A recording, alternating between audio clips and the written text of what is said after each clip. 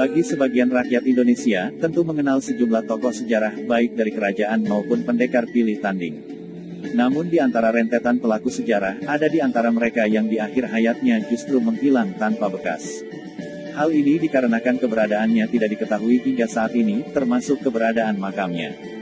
Mungkin tidak banyak orang yang mengenal istilah moksa, dengan kata lain, menghilang tanpa jejak.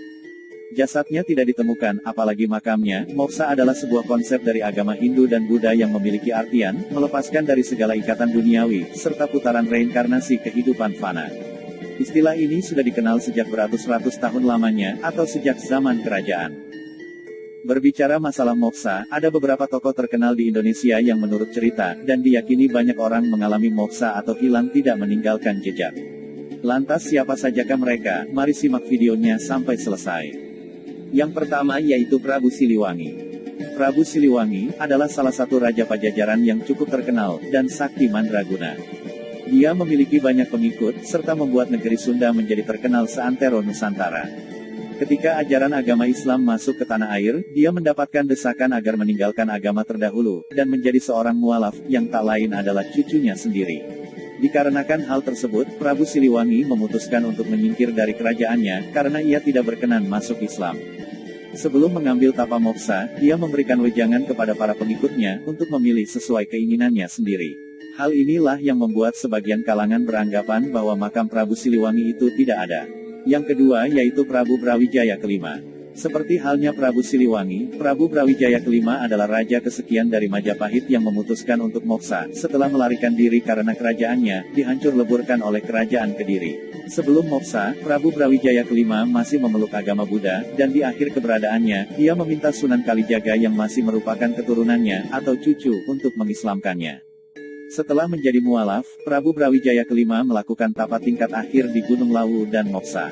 Yang ketiga yaitu Mahapati Gajah Mada.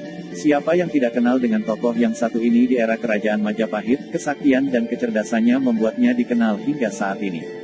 Namun siapa sangka sosok sakti mandraguna ini tidak diketahui keberadaan makamnya, dan banyak dari sebagian orang percaya bahwa Pati Gajah Mada moksa. Namun ada banyak di kalangan terdapat dua versi yang dipercaya, mengenai masa akhir dari Mahapati Gajah Mada, yaitu pertama dia diceritakan mengalami sakit, dan pada akhirnya meninggal dunia pada tahun 1364. Hal ini seperti yang tertulis pada kitab Kakawin Nagara Kertagama.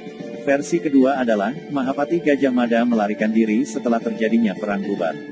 Yaitu perang antara kerajaan Pajajaran dari negeri Sunda dengan kerajaan Majapahit. Pati Gajah Mada dituding sebagai penyebab utama terjadinya perang.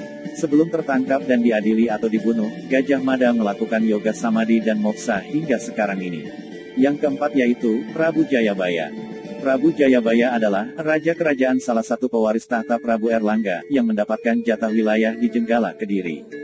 Saudaranya, Jayasaba, adalah pemilik jatah wilayah lainnya yang berpusat di Panjalu, yaitu Daha. Kedua saudara ini terus-menerus berperang untuk mendapatkan wilayah, dan pada akhirnya Jayasaba kalah, dan seluruh Jawa Timur dikuasai oleh Jayabaya dengan pusat di Kediri. Walaupun menjadi raja yang terkenal, dan berhasil membuat kerajaan yang diperintahnya memasuki zaman keemasan, namun rasa berdosa, dan bersalah karena telah membunuh saudaranya sendiri, Jayabasya, terus menghantui Jayabaya.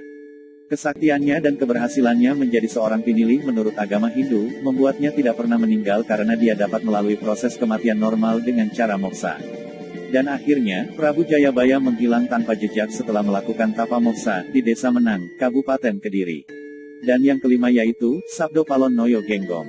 Menurut banyak pakar, Sabdo Palon Noyo Genggong merupakan nama lain dari Semar atau salah satu dari Punokawan. Walaupun banyak orang yang mengatakan bahwa Punokawan termasuk Semar di dalamnya adalah tokoh fiktif, namun tidak sedikit yang mempercayainya. Sabdo Palon merupakan tokoh spiritual Prabu Brawijaya kelima yang kecewa akan keputusan rajanya untuk memeluk agama Islam. Dia memutuskan untuk pergi, dan menghilang secara moksa setelah Prabu Brawijaya kelima menjadi mualaf. Mungkin banyak orang yang tidak percaya akan kejadian moksa, seperti yang berlaku pada orang atau tokoh-tokoh terkenal di atas, namun secara turun-temurun, cerita menghilangnya orang-orang tersebut telah diyakini kebenarannya, dan terus dilestarikan sampai sekarang. Percaya atau tidak, tentu hanya Anda sendiri yang dapat menentukannya.